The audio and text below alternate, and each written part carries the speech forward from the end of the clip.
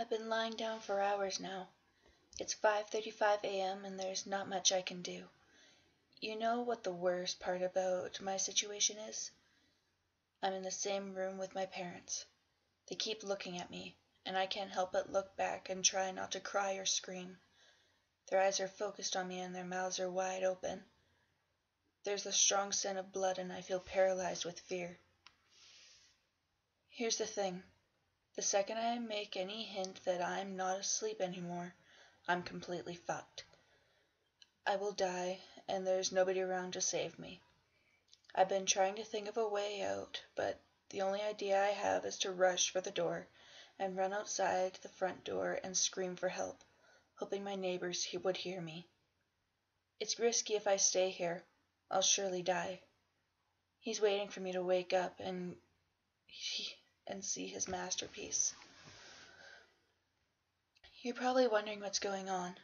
I get ahead of myself sometimes. About 3 hours ago, I heard screaming from the other side of the house.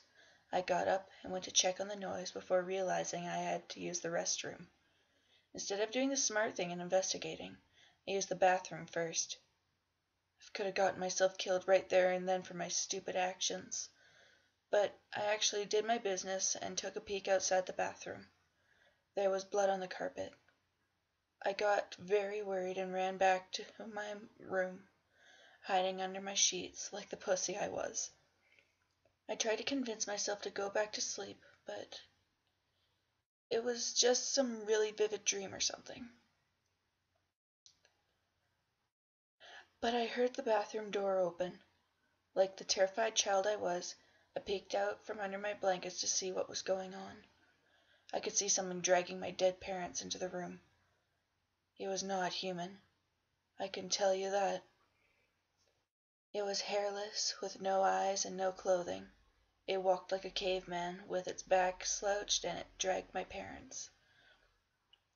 But this thing was much smarter than any caveman. It was aware of what I was doing.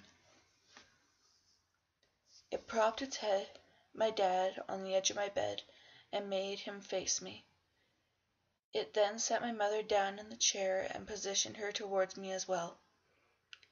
It started rubbing its hands upon the wall, staining them with blood, and then drew a circle with the devil's pentagram on it.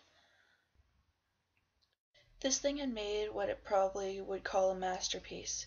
To finish it off, it scribbled a message onto the wall that I could not read in the darkness. It then positions itself under my bed, waiting to strike. The scariest thing now, my eyes just adjusted to the darkness since then, and I could read the message on the wall. I don't want to look at it, because it's terrifying to think about, but I feel I need to see before I'm killed. I peek at the creature's masterpiece. I know you're awake.